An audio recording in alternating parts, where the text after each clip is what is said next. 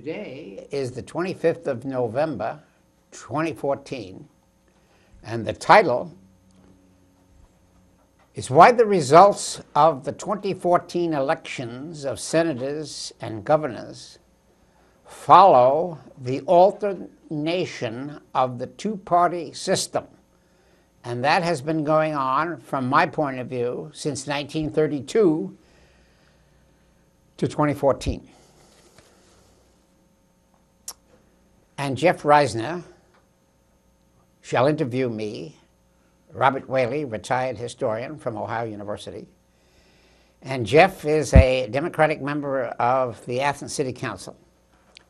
And this is Athens Speakout number 319.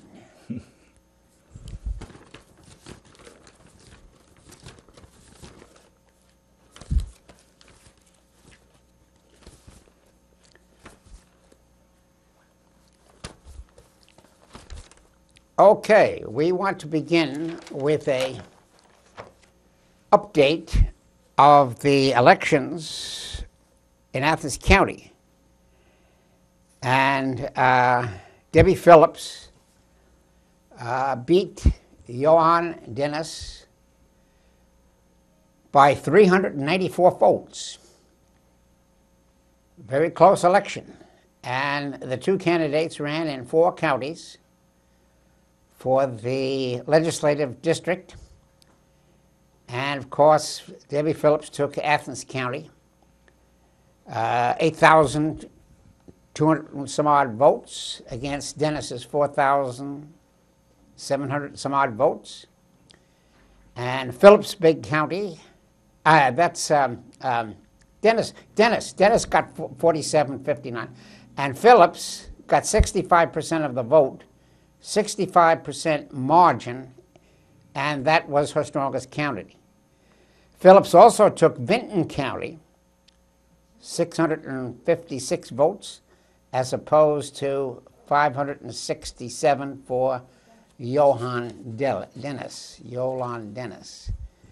Dennis' big county was Washington County, her home county, and she had 5,760 votes for the Republican candidate against the Democrat, Debbie Phillips, 2,893 votes.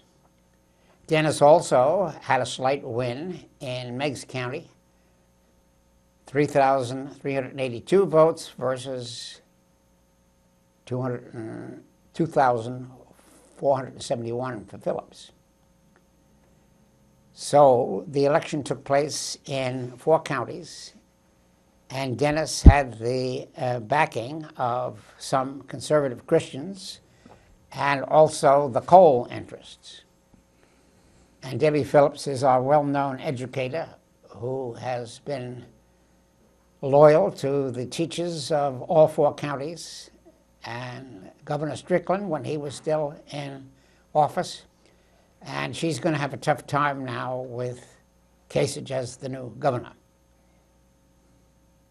Do you want to say something more about this, Debbie Phillips race? Well, I think the numbers kind of speak for themselves. She did well where she was expected to, and didn't do particularly bad in places where she was expected to lose. Wasn't much of a guess to say that Washington County would not go her way. But I think we ought to emphasize that this is the closest of her elections. Mm-hmm. And it shows the problem of the entire Democratic Party in the United States. Mm-hmm. This has been a sweeping victory, not only in Ohio, but throughout most of the governors and senators. Republicans did very well. Oh, yes. Yeah. And if Debbie runs for a future office, she's got to be a little bit more defensive, I think. Probably. Of course, I believe she's coming up on some term limits. I don't know when. Yeah, well, she has to. She can no longer run for this. Yeah, I don't know if this Okay. would be her last or not. That's course, up to her. Yeah, I haven't seen the financial figures for this particular election. Well, I don't know how much she spent, and I don't know how much Dennis spent. I think that was not her problem. I think that she had plenty of finance in Athens County. Mm-hmm. And now Dennis had secret finance, and that'll never be reported. Oh, the dark money, right. Yeah, the dark money. So we don't know how much she spent. Right, right. But she had national backing. Right, yeah. And of course, governor's backing. And Dennis was running on, like you Phillips say. had to run for herself. Right. And Dennis, her campaign issues were basically mine more coal. Coal is it will be the panacea of our region. It will bring back prosperity. Everyone will become wealthy again, and the middle class will suddenly reappear, and life will be good. All we need to do is just keep mining coal. Of course, what Dennis doesn't emphasize is the fact that there's practically nobody who actually is involved in the labor of mining coal. Right. In 1946, 1947, you had almost 500,000 men who physically mined coal.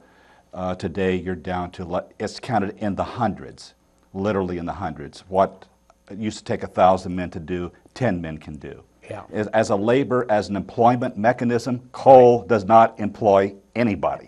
Okay, it is McDonald's employs more people today. Yeah. And Ohio University is the big employer. Right, right. But I mean, everything is going so computer. so that was a canard. It was a straw man. It was just something to, I got to work up my base. Well, she got the old time vote. Right.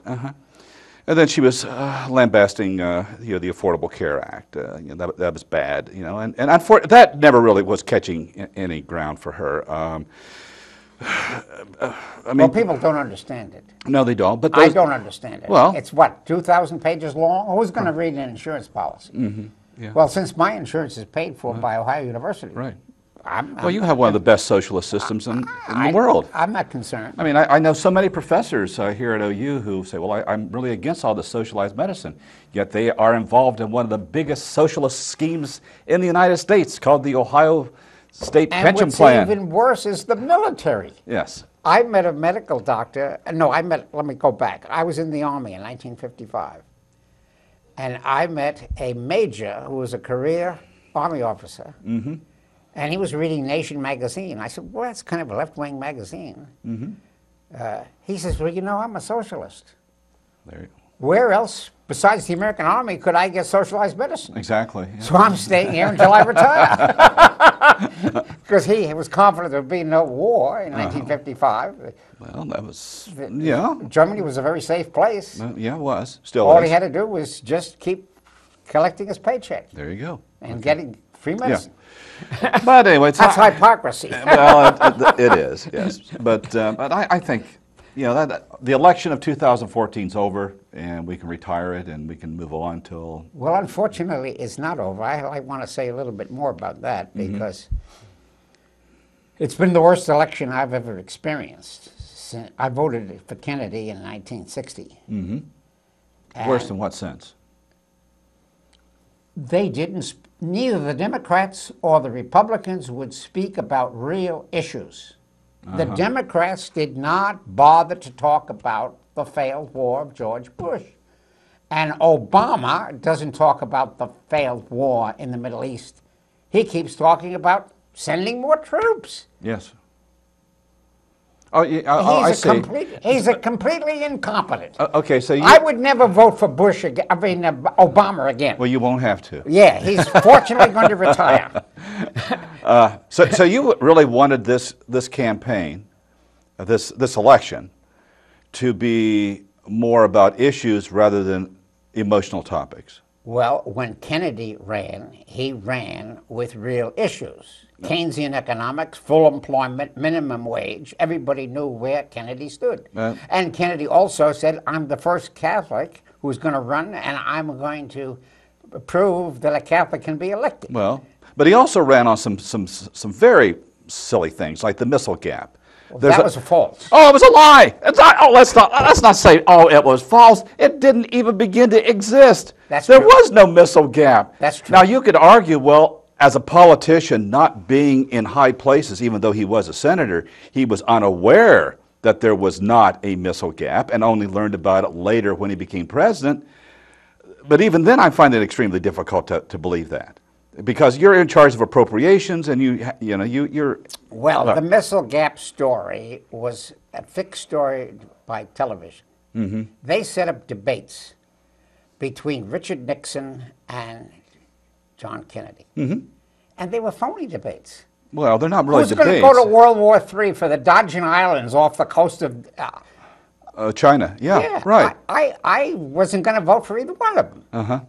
But my wife was a loyal Democrat, and she said, well, you can't vote for Nixon. So the Sunday before the election, I said, okay, I'll vote for Kennedy. Yeah. But I had no faith. And when they had the Cuban Missile Crisis, Kennedy got stuck with Eisenhower's CIA program.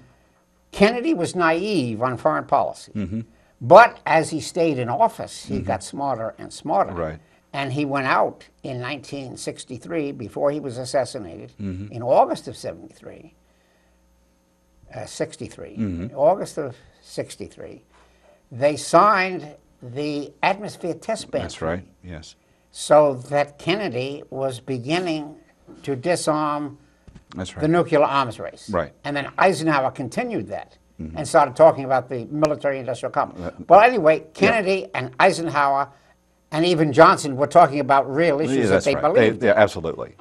Yeah. I mean, 64 campaign, okay, Vietnam was starting to heat up, but it wasn't that hot yet, but it was civil rights. There was, Yes, that's desegregation. You're talking about Johnson now. Yes, But Johnson knew where he but stood. those were issues. Those were right on the front page, and they were debated. They were talked about. Right. I mean, you had George Wallace down Alabama said Racism was a racism was wonderful. Segregation now, segregation forever. You got it. But at least it was up there. Right. Okay. And I'd have to agree. 2014 had Nothing to say. no real issues at all. It was just.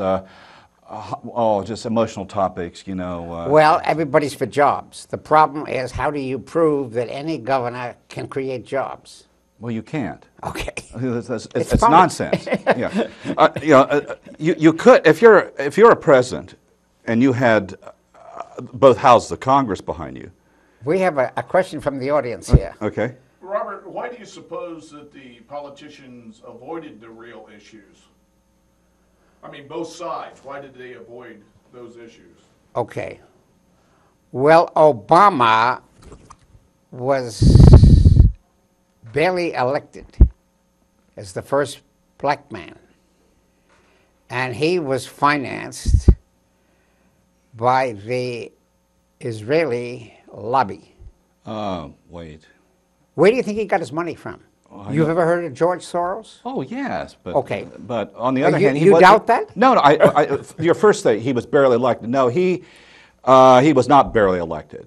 He had a sizable, in terms of American politics, presidential. It was like 58-62. All right. But then what happened that was in 208.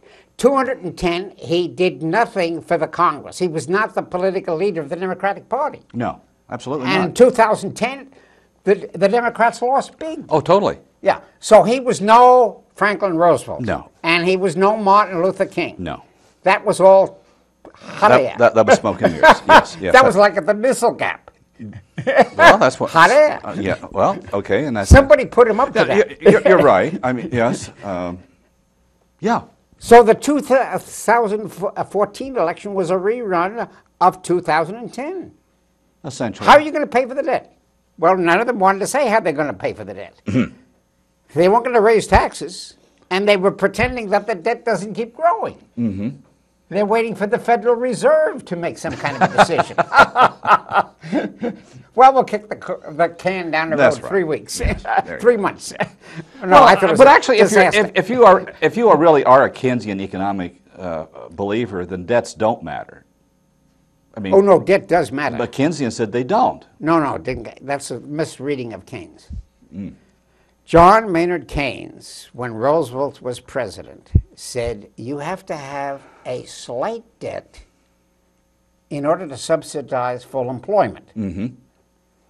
But Keynes never said you can run an unbalanced budget year in and year out.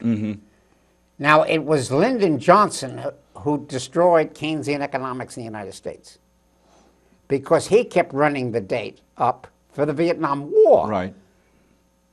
That gets back to, the Napoleonic Wars. That's why the French went bankrupt, okay? You can't keep fighting a war year in and year out and borrow the money. somebody's going to be the creditor. Yeah, yeah. So World War I destroyed the financial system for the international market, and the people of the world paid in the Depression of 29. Keynes said that we don't have to have a continuation of 29. If you put a ceiling on the top, high income tax, make the Federal Reserve lower its interest rates, and then put a floor under the bottom, Social Security, CCC, Right, WPA, right. and Roosevelt Yeah. put through Keynesian economics. Right, yeah. Yeah. But he also had cold feet. In 1936, he started. Well, he made a mistake. Yeah, okay. But anyway, but anyway, let's. All right. So where do you want to go now? Well, okay. Well, let's get ourselves back into the present here. Okay. You want to give the first question here? No, I want to review what we said last time. Okay, if let's I do may. that. Oh, sure, absolutely. I want to It's say. your show. You can do I whatever you like. I want to say why John Kasich did very well. Okay. Why he won the governorship of Ohio, and I think there are two reasons. Mm-hmm. He had the experience, and he had the money, Okay. and it wasn't due to the so-called poor campaign of Ed Fitzgerald. He was just a younger man, and Kasich, with this experience, had Fox Channel behind him, and he was in Congress since 1982, That's right. and he knew where the money was in New York. And then he worked for Lehman Brothers. That's So right. he came in with a big pile of cash. Yep. And in 2010, he beat the incumbent, which is hard to do, Ted Strickland. Yep. And that was a close election. 40,000 49 to 47. But there was a 20-point gap with Fitzgerald. Because Fitzgerald may run again for some smaller office. He's a young man to do it. Well, yeah. So that's why he lost, and that's why Kasich won. Well, I guess that's about all I want to say about that. Well, in terms of this election, I've read that almost all the incumbents were reelected back to Congress. And that seems to be pretty much true about our state representatives, too. Oh, no, the Democrats lost. Oh, yeah, but... The Democrats lost Illinois, they lost Maryland, they lost Massachusetts. No, this is a reactionary... No, wait, are we talking about the Senate or... the governors. Oh, the governors, okay. Okay, the governors and the Senate. Okay. Okay, the Yeah. Senate, there were 9 losers in the Senate. In other words, well, let's talk about Kentucky. Mitch McConnell. Mitch McConnell was the minority leader, now he's the majority leader. That's right. Yeah. And he's now, the 45-53 gap reversed itself. So now the Republicans have an 8-candidate advantage. And if they take Landrew's in trouble, they'll have 9 gains. They have 9 gains. So it was a Republican sweep in the Senate. Oh, yeah. And also the governors. Right? Right. So we can't make excuses for the election. Well, I'm not making any excuses at all. Okay, so where were we on that now? Well, all I was trying to get to was I noticed that in terms of the congressional delegation from the state of Ohio, there's essentially no real change. The congressional people, I'm talking about the House of Representatives, incumbents tend to be reelected. For the most part. For the most part. Well, let's even if it's 95%, let's just or 90%. Okay, so you're saying the Republicans didn't gain anything in the Congress? Well, no, I'm not saying that. No, I'm trying to come to terms with this. Again and again and again, public interest polls say, how much faith do you have in Congress? And it continues to go down, 10%, 20%, 13%. Yet, the same people continue to be reelected. So how is it that you can reconcile the fact that the majority of the voters say they have no faith in Congress, and I think when we say the word Congress, they confuse the word Congress with the House of Representatives. The House of Representatives continues to be reelected. Now, why is that? Now, if the people in this district say, I have no faith in the House of Representatives, only, I think they're only 13% are doing right, why did they reelect our current congressman? Why wasn't he thrown out? Why wasn't a new person put in to make Congress better? See what I'm getting at? Well, if you look at history, the Republicans have dominated the House of Representatives, what, ever since Ronald Reagan? What is that, 20 years? 30 years? In 1980, 76, 80. Ronald Reagan came in 1980. Okay. And he brought in the House of Representatives. Okay. Now, Clinton, well, he pulled off a little coup. Yeah, right. Yeah. But that was due to a freak. Ross Perot. Okay. Yeah. Well, as soon as Ross Perot got out of there, they got the House, the Republicans got the House back again. Right? Okay. So I'm not too sure what you're saying. I'm saying there's a long-run trend. Oh, no, the Republicans have the Supreme okay. Court All right, and the House of Representatives. Okay, again, here's what I'm trying to get to is Okay. if people say, I do not, You're talking about polls. the polls, if the polls say, I don't like if the Congress is more unpopular than the president, then why doesn't the Congress turn over more? Because the voters vote in Ohio, in Meigs County. They don't know anything about the state of New York. They don't know anything about the state of Missouri. Okay.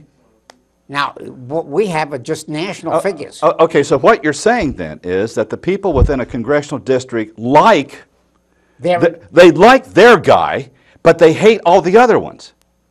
That's why they don't like Congress as an institution, but they do like the guy. The polls say that, but what I'm saying is that going to make you never vote again? No. What do you want to do about this problem? How is this problem created? It's gerrymandering. Gerrymandering. Okay, well that helps. Not Jerry, Gary, Okay. Gary, gerrymandering. How do you know it's Gary? Because it was Governor Gary. All right, but how do you know that Gary pronounced it that way? How else could you pronounce a G other than G? J? It could be Jerry. Gerry was his last name. Governor Gary. I understand that. Okay, but so do you know the English language? They have G and gay. They use the thing well, I say interchangeably. my name starts with a J, and I never pronounced it Joff. That'd be rather pretentious, Okay, wouldn't it? this word Jeffrey is a G and a J. J and Then G are interchangeable Then in the spell it English with a language. J. I don't. But anyway, there we are. Anyway, I learned gerrymandering. We're going to make this show spicy today. You know? Okay, make it spicy. Okay, well, I want to say another subject of what we did last time. Right. What I want to bring out is that my early education, going back to 1936, put together this problem of issues. And I learned from my father the importance of politics. I learned from my mother the importance of religion. And I learned from my father the importance of business. I learned from my father the importance of war. And what I'm saying is a talented president, whether it's Roosevelt... Wait a minute, Robert. fell off, okay. I think I'm going to put Jeff in charge of your mic. Okay. All right. Go ahead, you can continue to talk. Okay, so the great presidents like Washington and Lincoln and Roosevelt could link the boxes up. The military box, the political box, the economic box, and the religious, ideological, philosophical box, and could see the interconnection. Our candidates today talk about single issues. They exaggerated this problem of abortion way beyond its significance. But they didn't talk about the debt. They left the debt out. Well, yes. They didn't talk about what I call real issues. There's always going to be debt and taxes. That'll be the issue forever. But they didn't want to talk about debt, and they didn't want to talk about taxes. And there's always going to be a problem. Do you continue the war, escalate the war, or make peace? They didn't want to talk about that either. Nope. So we're left, the country, the nation, is left in the same position as it was when Bush was there. Robert, I got a question. Good. Who decides the issues, the political issues? Who decides that? Well, in a theory of democracy, the voters vote for the best man. The theory of democracy is that the senator would campaign in his state, for his state, and serve his state. And television was not an issue. There were 60 newspapers in the state of Maine, okay? So my father got, when I was living in New York City, we had 7 daily newspapers. So you could pick the Herald Tribune or the New York Times or the New York News and so forth and so on. So there were a variety of opinions. Right. Well, this variety of the opinions are being destroyed in the press by television. And it was already going downhill with radio, but television makes it worse. And now we have the internet, it's going to be worse in the future. Right. And the number of newspapers have declined. That's right, they're going up bankrupt. So the United States has a long-range problem. And the House of Representatives is just the spearhead of America's decadence. America's in decline. Well, Would you agree to that? So this issue of the House of Representatives is not going to produce any great leader. it doesn't seem that way, does it? The Senate has a possibility. A governor has a possibility because he's got a state machine behind him. Right, right, Okay, and he can put a coalition of states. right. Now the southern states have dominated because of the race factor, and the white race in the South has gained, and the blacks are scattered around, and Obama has not done well for Martin Luther King's heritage. No. It wasn't his fault personally, but it's due to this money and television and et cetera, et cetera, et cetera. Right. Well, TV makes it easier to fraction. He's a lame duck president. He became a lame right. duck president too soon. But Yeah. I voted for him, but I didn't have any confidence for him in 2008. I could predict it. It's not going to work. Right. And I voted for him again in 2012. But I could see that he was no leader for the House of Representatives. He was no leader in the military. He's no leader in the Federal Reserve. Now, Johnson had qualifications. He knew how the oil business worked. Well, yeah. Eisenhower had qualifications. He knew how the military worked. But Obama's talent is largely speaking to television. He would have never been elected in 2008 or 2012 without television. And he loses that in the off-year elections because the television is going to be focused on these individual races. They're going to be talking about Kentucky, Texas, New York. Right, right. And Obama went to Detroit and he helped Michigan for the Democrats. But it was a minor contribution, wasn't it? Right, right. No, and on top of that, you talk about, well, Obama being a television president. Richard Nixon used television far, far more than Obama ever has. Well, he had some experience. Well, that and the fact that his chief of staff, H.R. Haldeman, Yeah. was at one time a big executive Yes. in advertising and public relations. And they came from California. California. He handled the Walt Disney account, Yeah, that's which was right. one of the biggest in the. That's right. Oh, huge. Okay. Well, he knew how to use TV. He knew how Sure. to use advertising, and That's he right. knew how to create an event. Right. And he had the perfect backdrop, the White House, and he had the perfect actor, Nixon. And there was always some crisis, always something that you Right. could go on TV about. Right. And Nixon knew who to hire. That's right. And he was- Obama came from the Hawaiian Islands. He had no constituency in the United States. well, other than his time in Chicago, right, right. Well, the south side of Chicago is not going to pull it off in other states. No. Especially when 71% of the people are white, or 74%. Right, right.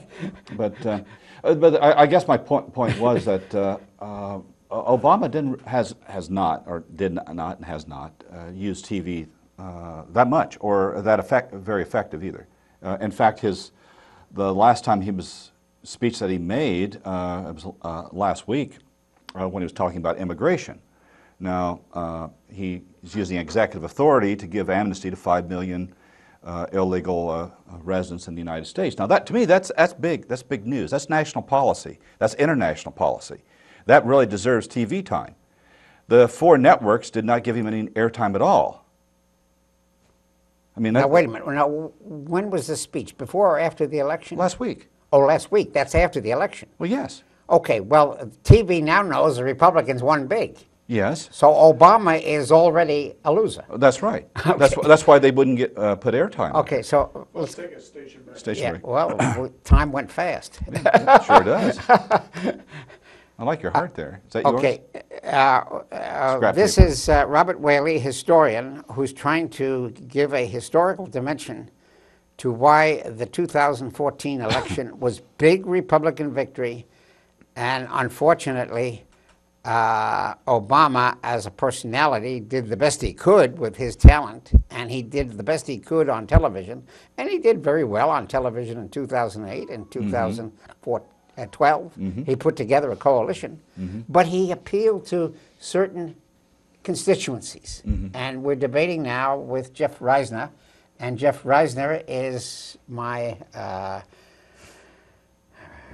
let's say, protagonist, we'll say, who would like to keep this debate going. So it's time for Jeff to kind of take the floor. I guess I'm finished with the Okay, well, let me ask you with Obama. a couple questions my here. comment on Obama. Actually, I got several questions. But, Okay. one I'd like to get to is, can you fill in your studies in elementary, high school from 1939 to 48, and how does that relate to your Okay. development in politics and looking at the political issues? Right.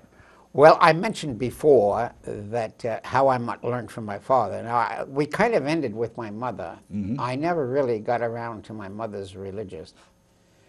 My mother was a loner in Baldwin, Long Island.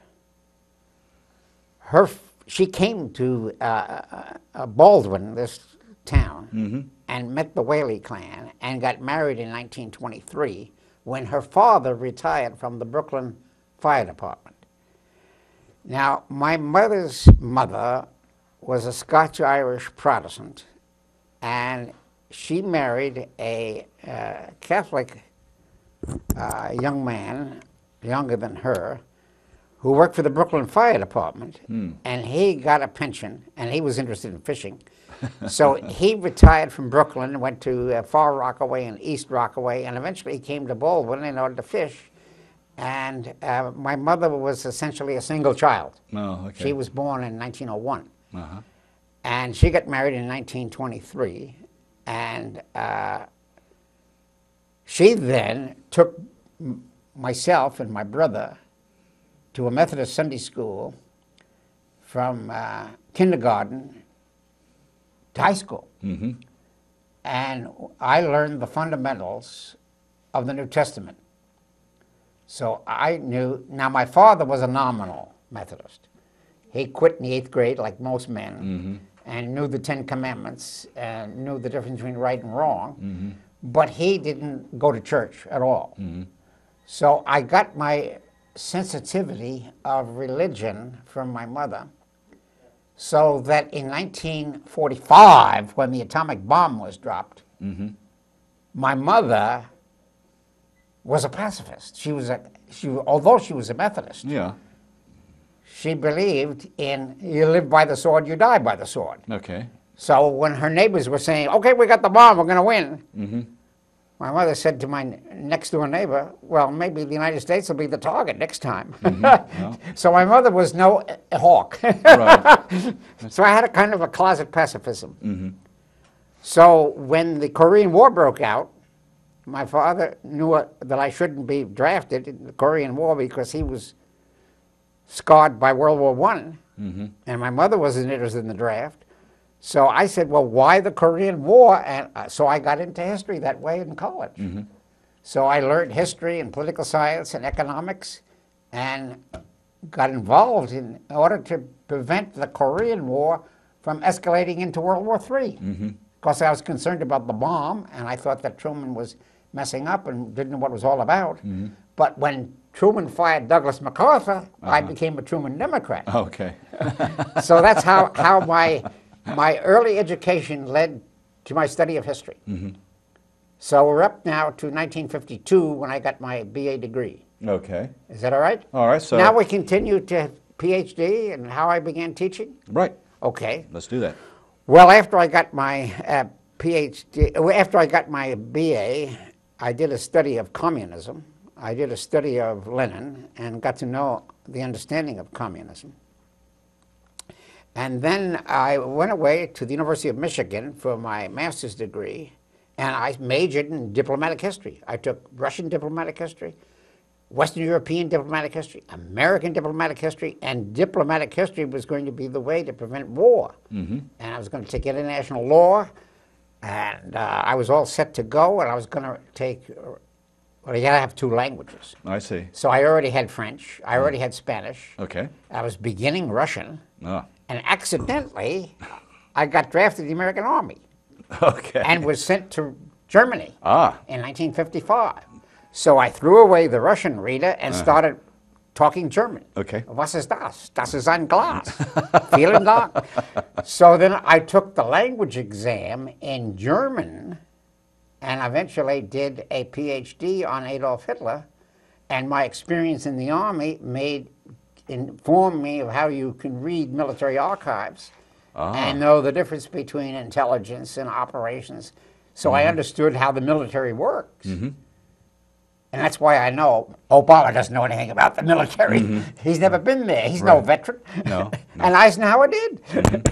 That's how a study of history can lead to intelligent voting. Right. Okay? So in after Oxford, after Germany, I took a year at Oxford. Now, since you were in the Army in Germany, Right. okay, and you're doing all this historical analysis and stuff, are you doing American intelligence work for the American Army? No, I was totally out of intelligence. Okay, so I what were you doing there? Well, I worked for the... You weren't in the trench for the rifle, were you? No, I went to the 7th Army headquarters. Your microphone. Oh, sorry, yes. I worked for the 7th Army headquarters in Stuttgart, Germany. Yeah. And this was like a college campus. They had an artillery section, they had a health section, they had they had to correspond with the corps, with Yeah. the 5th Corps and the 7th Corps, and then they sent the correspondence up to European Army in Europe. And then they sent that to NATO. Okay. So we were in a chain of command. Right. Now, I got a good job because I knew how the Army bureaucracy worked from my father. You don't obey everything that's said. Okay. So, all right. So I wiggled, since I had my master's in hand, I applied to the 7th Army headquarters, and I applied to something called the historical section. So there was a historical office in the 7th Army headquarters, and right across the hall was the chaplain's office. And they had people training Protestant and Catholic and Jewish rabbis. They took care of the morale of the soldiers. Oh, okay. Right. So that's how I got into the 7th Army I see. headquarters. So I saw how bureaucracy worked. Okay. Yeah, so all this helped you in your studies and your career. Right. So then when I got discharged, I decided I wanted to go to Oxford because I could get an early discharge. And I knew that Oxford was better than Harvard and Yale. Right. And I took an extra year for my PhD by taking all of the political science courses and history courses on an elective basis. So I already got my master's from Michigan. Yeah. And then I wrote back to Michigan, well, I guess I'm coming back to Michigan. But then I was the top of the draw. Ah. So I went right into the PhD thing, and I was the #1 boy there. Oh, wow. In doing diplomatic history. Right. Well, that's Because I kept up in the PX. I didn't vegetate. I used to go to the PX and read history and kept up with the news and so forth and so on. So I was already convinced I was going to go into the diplomatic corps. But when I saw how the Army worked, I said, no, I want to teach it. I don't want to go into the bureaucracy.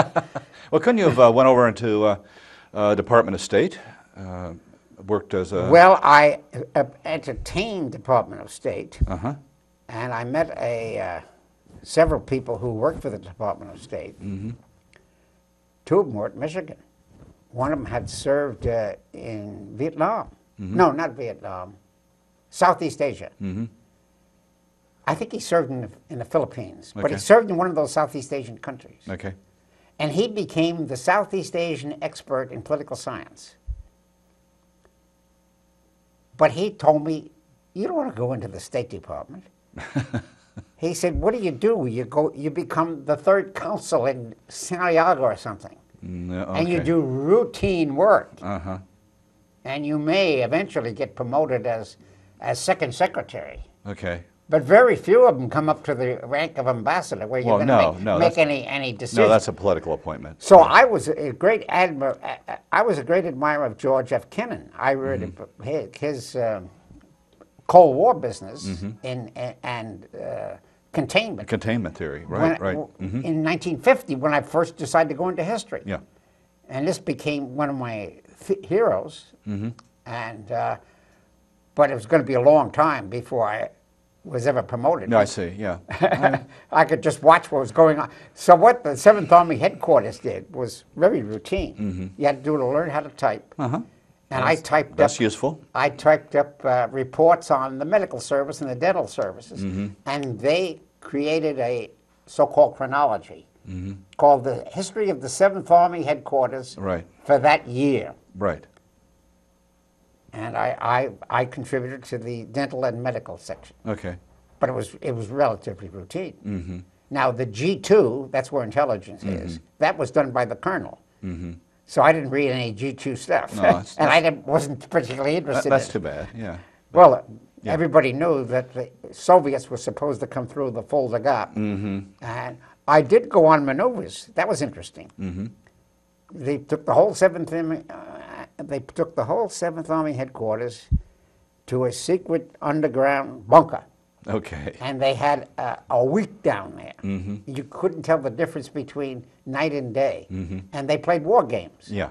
They had the red team and the blue team. Yeah. And one was the Soviet Union, and they pretended the Soviet Union was coming through, and how they would move the tanks and the aircraft Yeah. and how to stop them before they got to the Rhine. Right. That was the operation. Uh-huh. Yeah.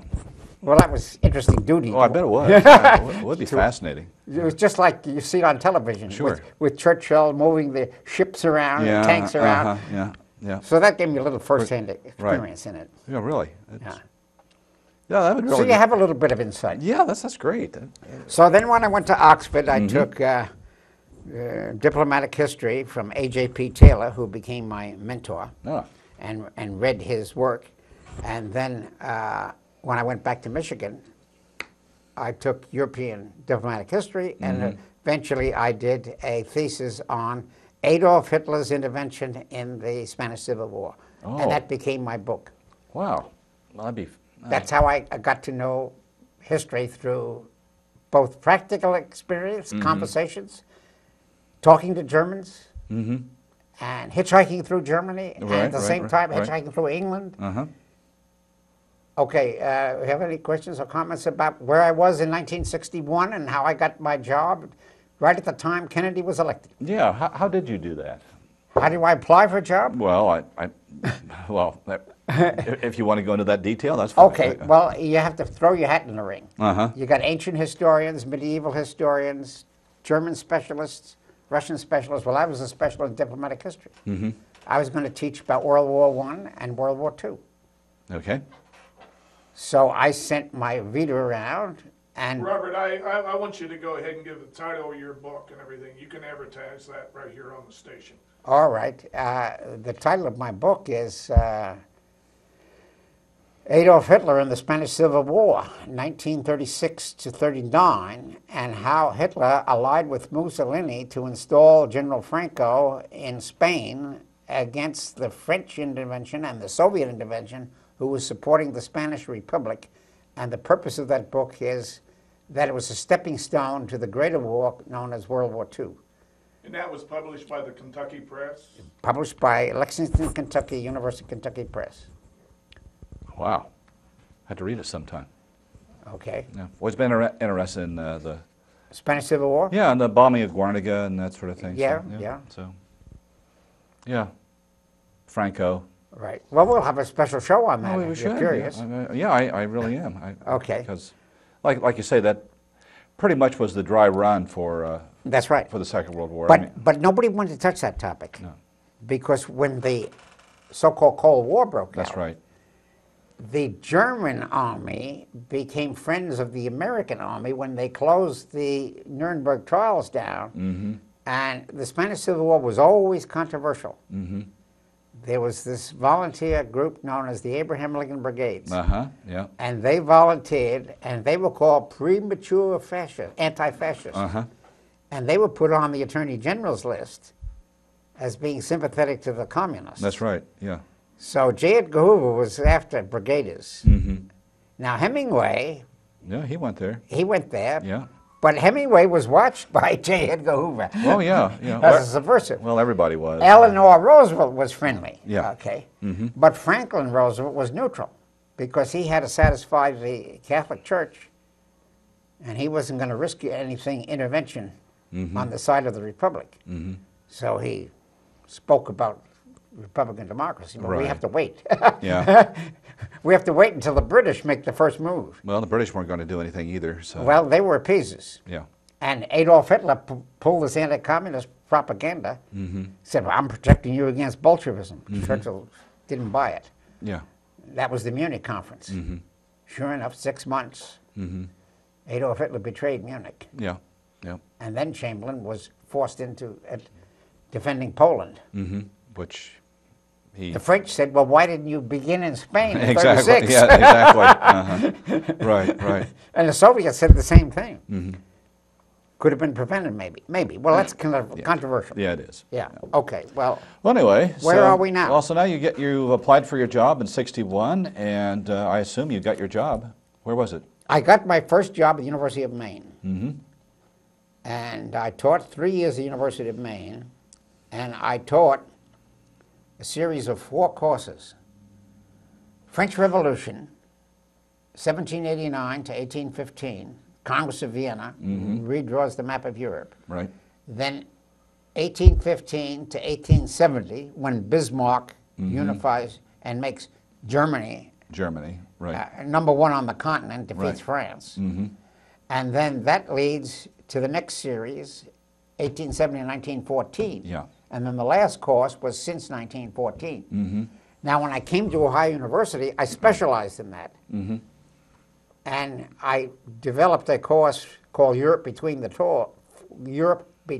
Wars, which my predecessor Carl Gustafson had designed, in which you go from 1919 to the 39. But actually, I went back to 1914 when I began teaching. Right.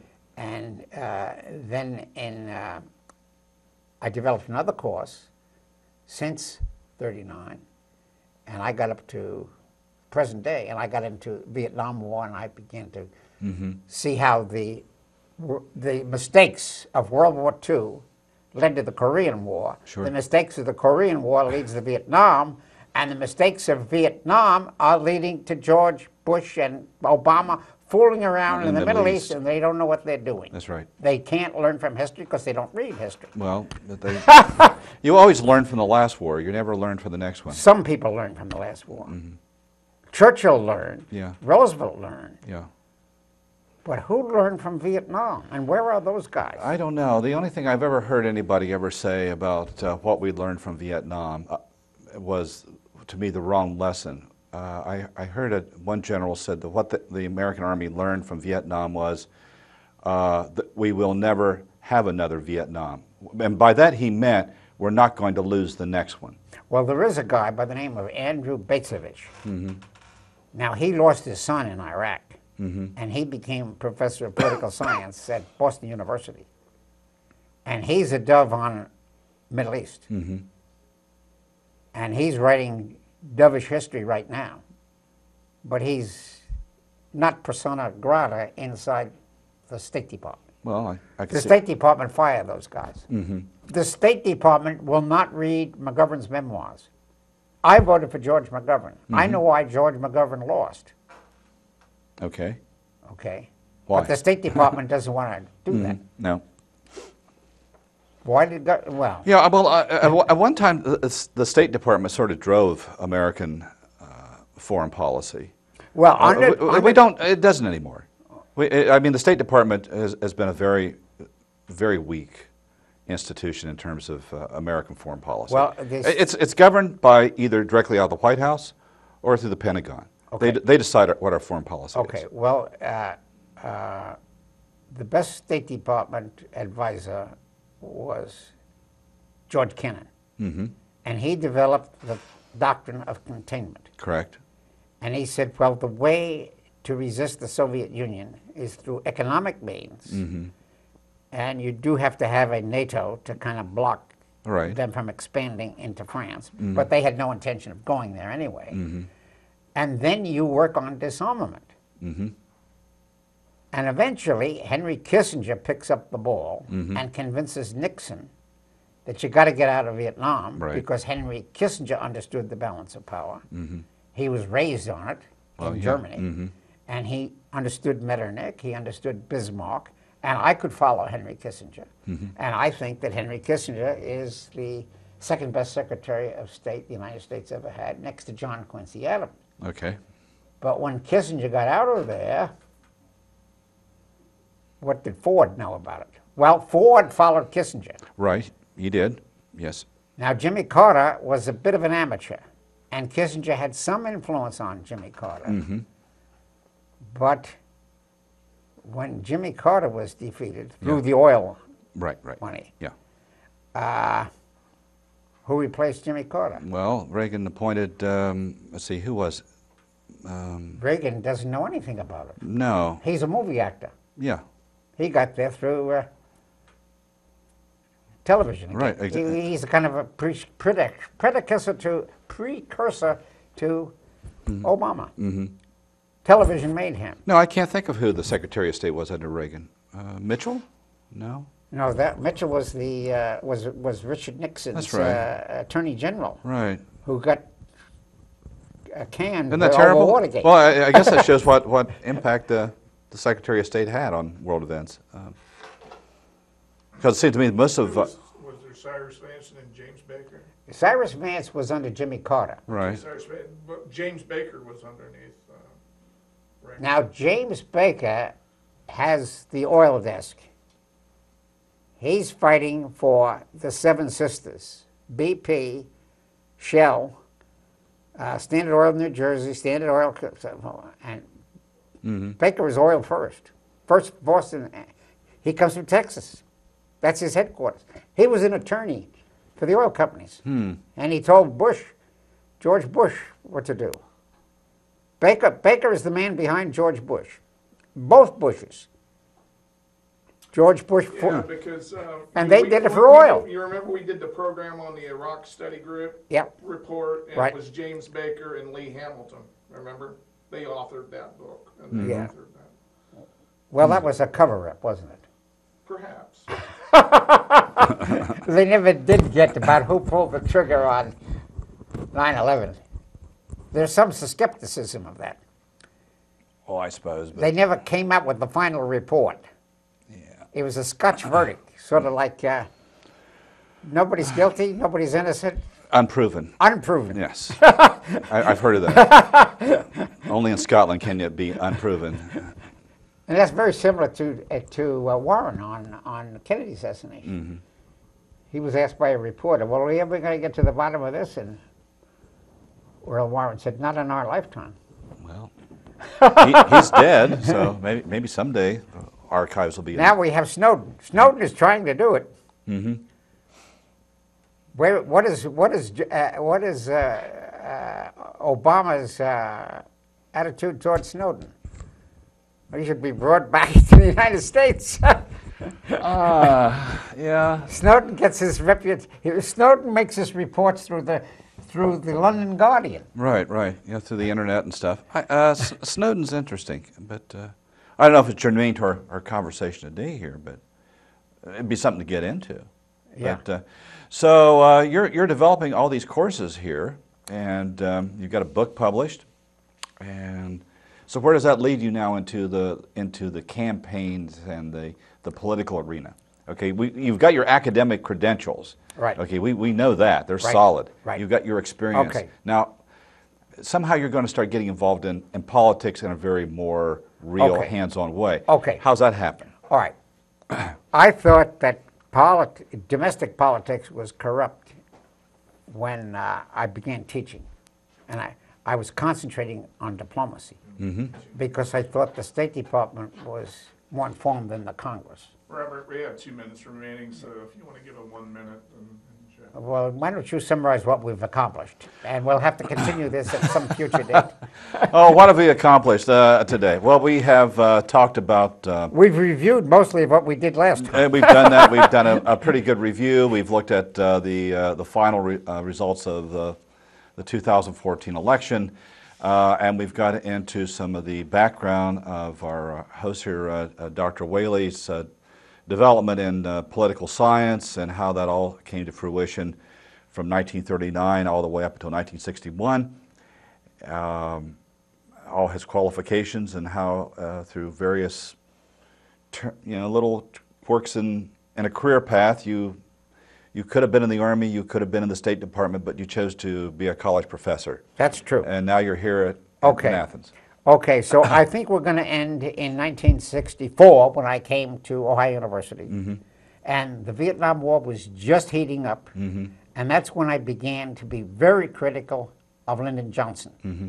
And I didn't vote for Lyndon Johnson in '64. I threw my vote away on a socialist candidate. Oh, my goodness. So he's, other than that, I've never voted for a Republican, and I never voted for Lyndon Johnson. We'll have to leave it at that point. Have to leave it at that point.